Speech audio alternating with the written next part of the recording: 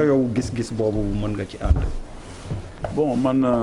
dafa wax lu am solo mooy France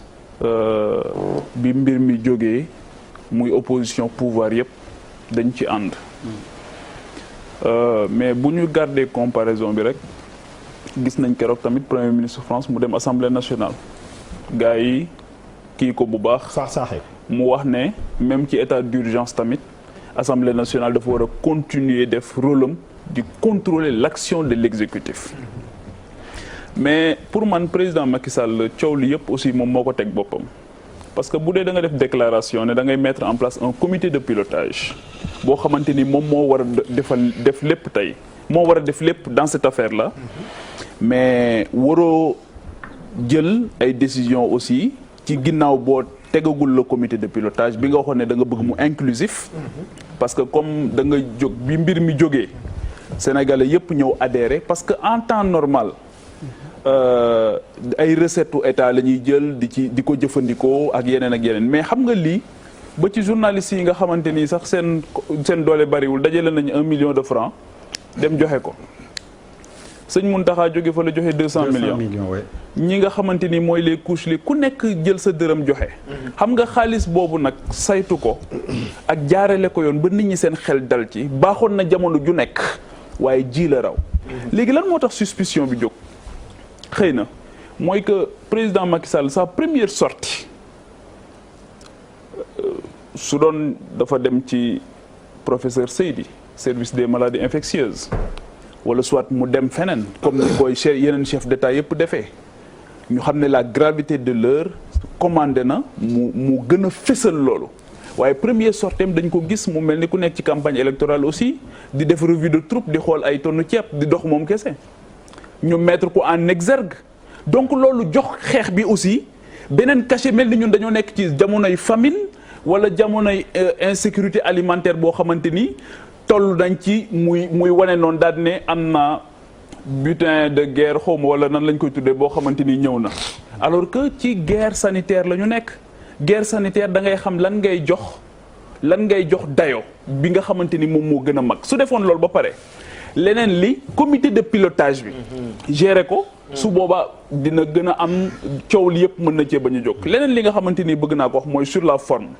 c'est-à-dire pourquoi Mansour Faye di def conférence de presse ministère de la santé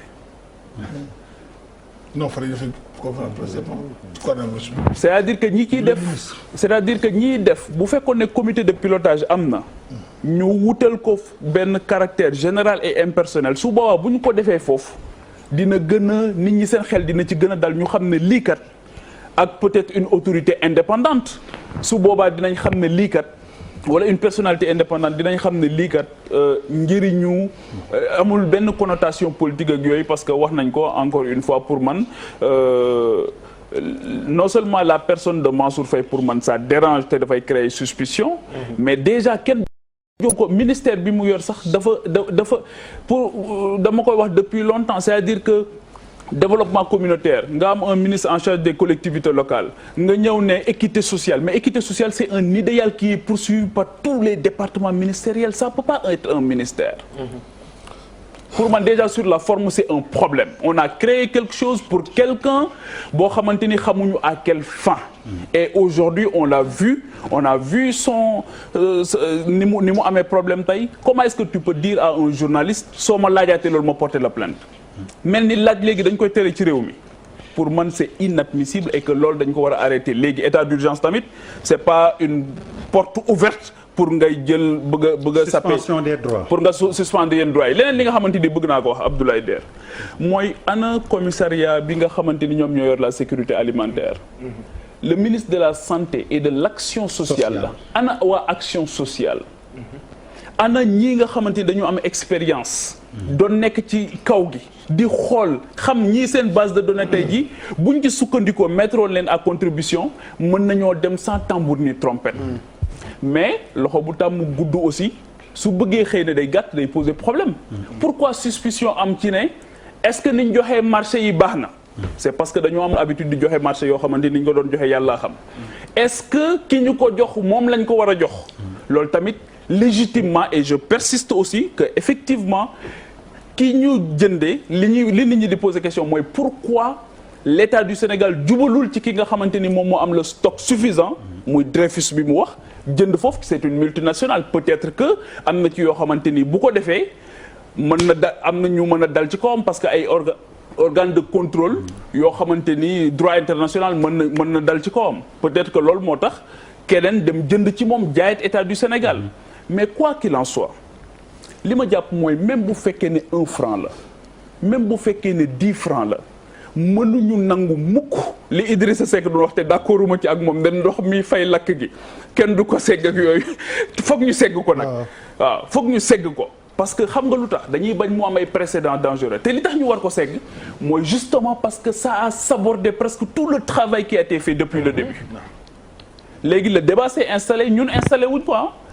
pourquoi bu fekkee ne débat bi ñorul woon xom mais lan moo tax Mansour Faye def conférence de presse li tax mu def conférence de presse moom xam na ko li tax mu ñàkk tooy xepp moom xam na ko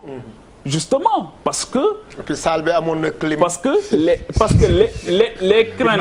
si salle bi amoon na climat. parce que les craintes ba pare Abdoulaye Dé parce que les craintes sont légitimes parce que ñiy wax yëpp ne jarul saytu. ñooñu ndimbal li concerné wu leen de ñiy joxe ndimbal mi yëpp concerné wu leen. c'est-à-dire que on est aussi dans un pays boo xamante ni ñiy joxe ndimbal yëpp ñoom concerné wu leen ñoom waruñu cee bokk ñoom. loolu tam c'est un problème léegi nag les chiffres yi ñu doon wax autosuffisance en riz Serigne bi Faye léegi li mu wax dafa am solo loolu mooy la réalité du Sénégal léegi est-ce que bàyyi nañ léegi taux de croissance léegi est-ce que bàyyi nañ waxu émergence coronavirus nous ramène à la dure réalité du Sénégal bi ñu doon wax ñu naan ñu ay affaire partisanerie la justement du partisanerie xëy na nous on a la chance de faire le pays de tâter le pouls soo génnee Dakar gii wala bala ngay génn Dakar fii nga am problème nga gis nit ñi ni ñuy dundee nga dem foo xamante ni gis nit ñi accès à l'eau accès universel li ñuy wax nii Mame Boye Diao xam na ci dara il vient de Kolda la réalité mooy tey nit ñi dañ leen di jox lu ñu saabu bu ñu sangoo tous les hommes politiques sont sur le terrain pour maye saabu on est dans un pays boo xam les gens amuñu saabu et après on vient nous dire que nit ñi tey ji kan moo ci am problème mu saabu ci ñun ñi mais am na ñoo xam dañuy dem di leen may saabu ba pare di ko photo di ko wane ci internet bi. c'est ça la dure réalité de la vie Madar amuñu ko Madar c'est ça le Sénégal aujourd'hui donc pour man soyons beaucoup plus humbles gouverner générosité la nañu ci def yërmande nañu bàyyi ñi am poste am domba tànk tey foog ne ñoom ñoo am le monopole de la vérité jàpp ne ñoom ñoo gën a bëgg réew mi li ñuy joxe nii du action de solidarité c'est une obligation ñoom ñoo ko moom 200 millions sëñ Mountakha yi kan moo ci gën a yeey waa Sénégal yépp sunu 1 million yi convention des journalistes joxe kan moo ci gën a yeey Sénégal yépp mais c'est ça la vérité li ñu leen di jox ay bu fi kenn tàccu kenn bu fi kenn woyal kenn bu fi kenn tëggal ndënd kenn c'est votre droit seen xaalis la te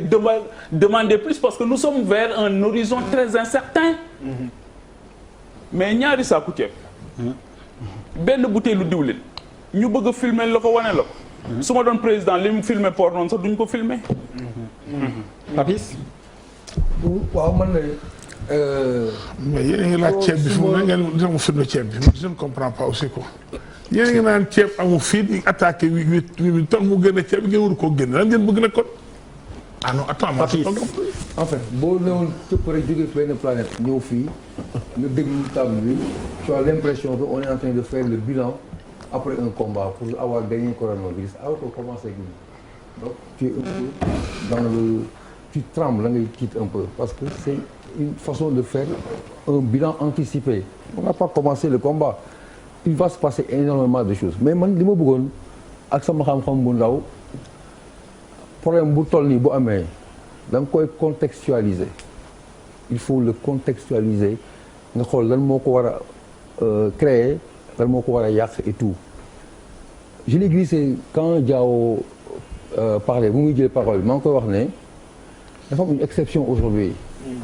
dafa am une exception boobu moom moo changé la donne ça dañu nekk si benn moment boo xamante ne c'est un décret du président moo génn par rapport au Covid toutes les décisions toutes les mesures qui accompagnent cette histoire-là foofu la moo koy tënk c'est une situation exceptionnelle d'urgence qui a créé ce décret du président qui contrôle toutes les actions qui vont dans ce sens. Je ne sais pas si vous me comprenez. C'est une exception. L'Assemblée n'a plus de